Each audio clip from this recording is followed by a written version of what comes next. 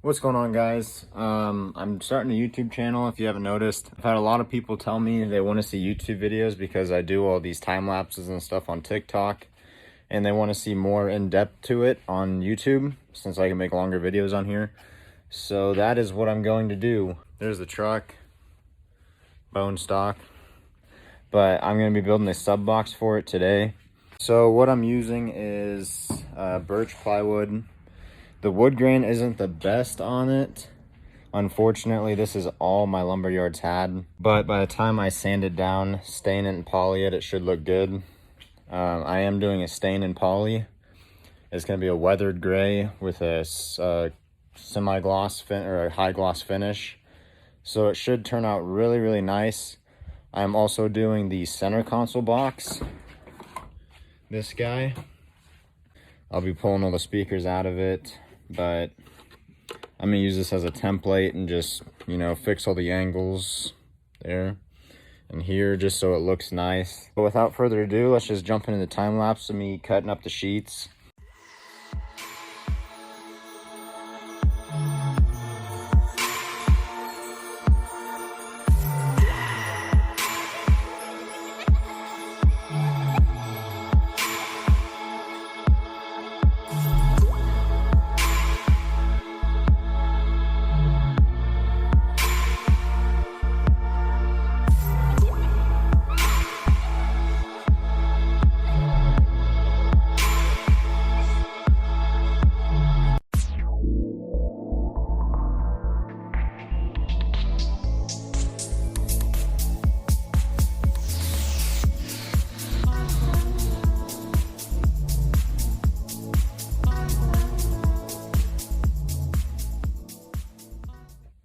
Got everything cut.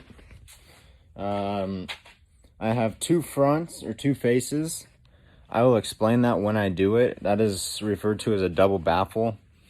It's just 1.5 inches thick since this stuff is 3/4. Well, a little under 3/4, but it's just more support for your subs because you have so much weight sitting on there. So let's start putting this thing together.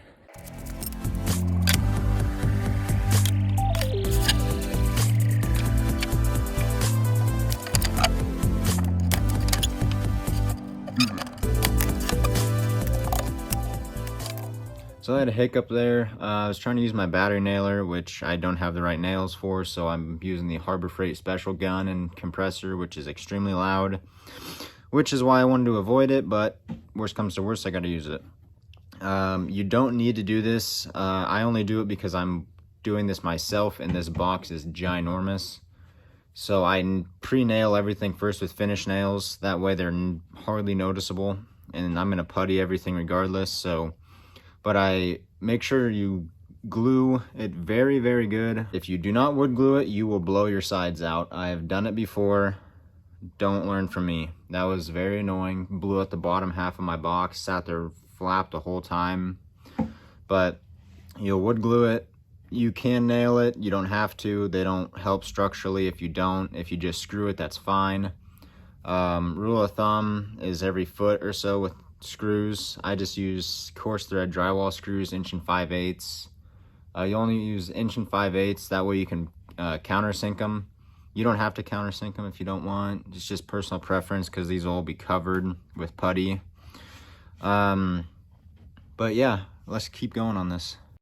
On a side note, look what came back. Sorry I didn't record that rest of the box. But the majority of it is done. It's a 6.5 inch port, so pretty damn big. Building of it's done other than the top. I'm going to silicone it now. So I've been using, whenever I've done boxes, I've always used this stuff, or not exactly this, just whatever I can get my hands on. White or clear works just fine. You're never gonna see it. Cock from the inside. I use the tube like this opposed to a caulking gun, just because you don't always have this much room to work with. But as you can see, I caulked all the joints. I didn't do this one or this side over here because there's no, that's a solid piece below that I screwed into. No reason to. And I will be staining the inside of here, so I didn't want to accidentally mess up or anything just because you'll notice that when it's stained. And as you can see, the screws are poking through here. I did use 1 5/8. You can use 1 1/4 if you want to avoid that. But no one's gonna see that on the inside of the box. So, but the double baffle here. So the way this person designed it for me was he did this port to where it would sit flush with the outside baffle, so your face, and so I could screw into here. I'd put this one in, and I can also screw it into here, and it's all wood glued, so it's a nice tight corner. I will be drilling or cutting my hole through both of these, and it's just a lot more structural support. So at this point now, I'm going to throw in my wooden dowel in the center. I'm going to figure out where I want my subs at. Put my dowel in the center, like so. And just for a center brace, you can use a 2x4, but this way it doesn't take as much airspace. Works just the same. And I'm going to throw my 45s in the corners, so let's get to that. So I got all the 45s done and the wooden dowel put in and the holes marked out. I got the wooden dowel here. I got my 45s here, here, and there. This corner one here, the way he designed it was to match this distance with this distance. So there's a 6.5 inch gap there as well.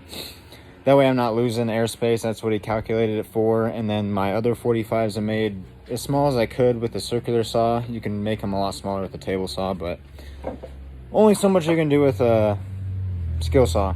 So it is all done, ready for the top to be put on. And then I will cut the holes. Here are the markings of the holes. I use believe it or not, it's actually for drywall, for cutting holes in drywall for can lights and whatnot. It's just what I've always used. I've had it, so I just use it. It does the job. I mark it out, and then I take my pencil, just trace around it because it's got an indentation, so the pencil just follows along with it. And we are going to cut these holes. Now, what I use for cutting the holes would be a jigsaw. Any jigsaw works. So we just got this box fully done. It is ready to fill the holes and sand, stain, whatnot. So next we are going to replicate this box here. So we got the center console built and the cup holders drilled. We just have to mark out the speakers and tweeters and my control panel I'm putting in here. But to drill these cup holders, which they actually fit, I can't remember how I figured this one out. I think I just measured the can, but fits a can perfectly. They don't fall out. I mean, you could probably roll your truck and they'd fall out, but you get what I'm saying. So I'm gonna get these holes cut, figure out where I want to put them and whatnot, and then we will start sanding and filling in the holes. All right, so here's that finished product. I've got the 5 1/4, my switch panel, and then tweeters on both sides. That'll all be covered. There's a really stupid way to mount these because they got side terminals on them, wherever the other one is.